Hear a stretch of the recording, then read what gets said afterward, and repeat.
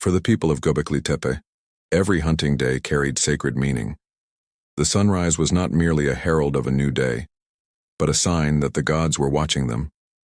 The temple's stones were cold, but the figures carved upon them seemed alive.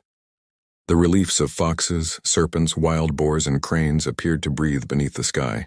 The hunters gathered around the T-shaped stones before dawn had fully broken. They advanced with slow steps, kneeling silently before touching the sacred stones. This morning, a group of 8 would set out to hunt. All of them were respected people in the tribe. Because for the people of Gobeklitepe, being a good hunter wasn't just about filling bellies. Hunters were an invisible bridge between the gods and the people, ensuring the tribe's safety and carrying the meaning of rituals. The hunters gathered around the temple had planted their spears beside them. Each had made his own weapon, shafts carved from smooth wood, sharp chipped stones firmly fixed to the tips. Some spear points were as bright as obsidian, others crude but lethal. Bone knives, stone axes, and traps prepared with rope made from animal sinew were also with them. Before the hunt, weapons were inspected one by one, edges resharpened with stone. A mistake in the hunt meant not just failure, but sometimes death. The shaman stood in the center of the group. He wore a cloak made of fox fur, his face painted. The small stone fragment he held represented a figure considered sacred. He took a deep breath, looked up at the sky, and began to murmur. His voice merged with the howling of the wind. This was not a prayer, but more like an oath. Today, nature listens to us. The animals see us. The stones are silent, but remember everything. The hunters who heard these words bowed their heads. For them, the success of the hunt depended not only on skill, but on the consent of the spirits in the stones. As the sun slowly rose, the group of 8 began walking east from the temple toward the steppe. The earth beneath their feet was damp. Traces of rain from a few days ago still remained.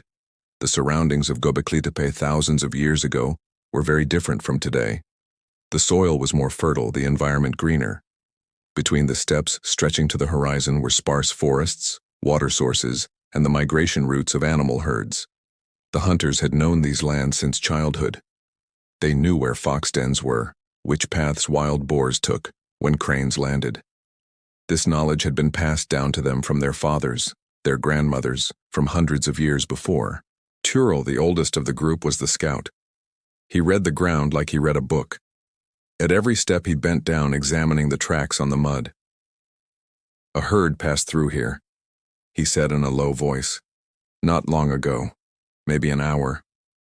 He pointed at the soil with his fingers. These were fresh tracks belonging to a large boar herd.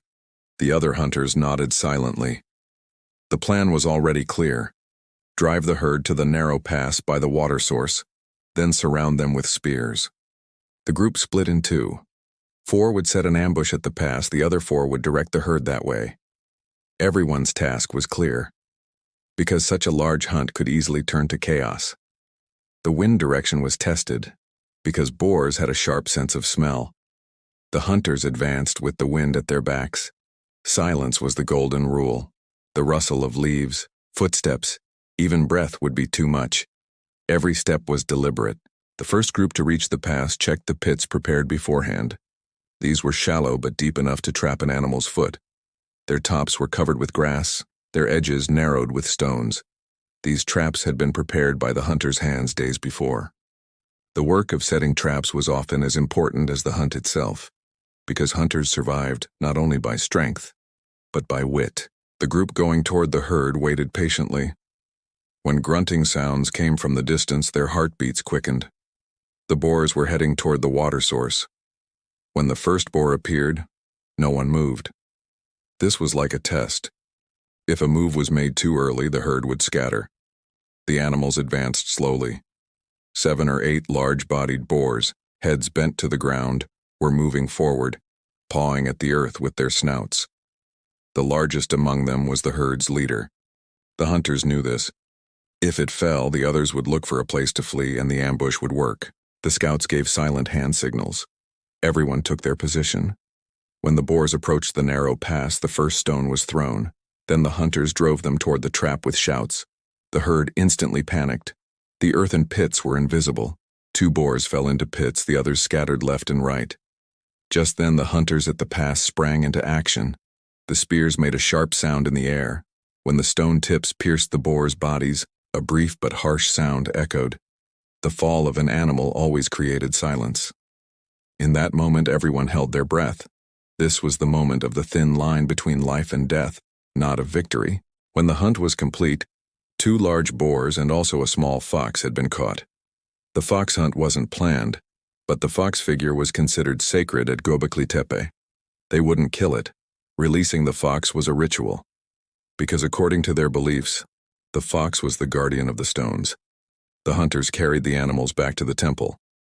Along the way, no one spoke. Silence was part of both respect and ritual. When they arrived at the temple, the women and elders had already prepared the fires.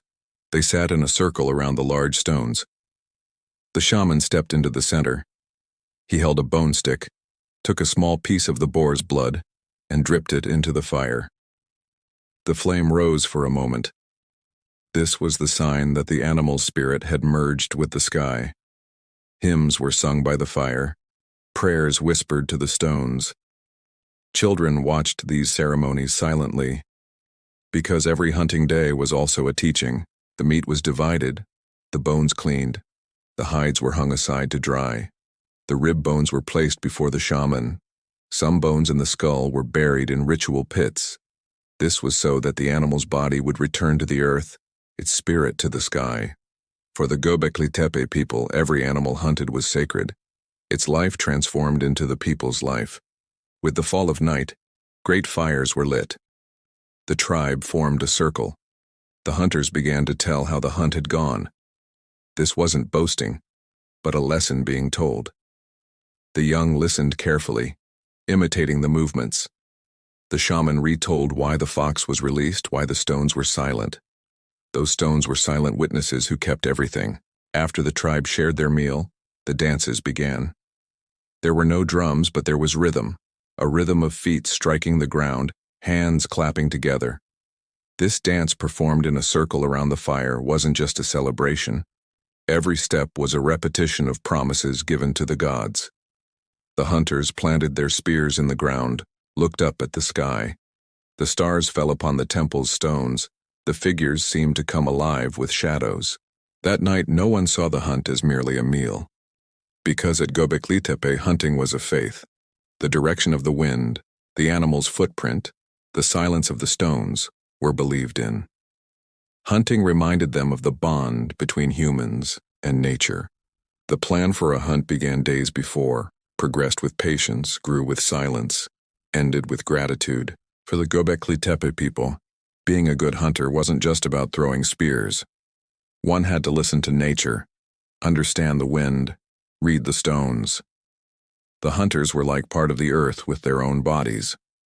A successful hunt couldn't be made without hearing the animal's breath, feeling its heartbeat. Every movement was deliberate. The hunter became one with the animal. That's why a hunting day wasn't an ordinary day, but a day when life was reconstructed. As the fire began to die down, the tribe slowly dispersed. Only the stones remained. The large T-shaped blocks continued to watch everything with their silent faces looking up at the sky. Maybe one day no one would know what these stones told, but what happened that night was carved as a mark into the stones. When the wind passed through the stones, it seemed to whisper the past. That whisper would echo in the silence even thousands of years later. At Gobeklitepe, hunting was the way not just to fill bellies but to maintain a faith, a way of life.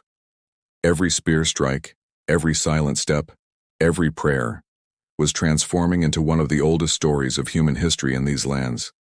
And this story was as permanent as the stones.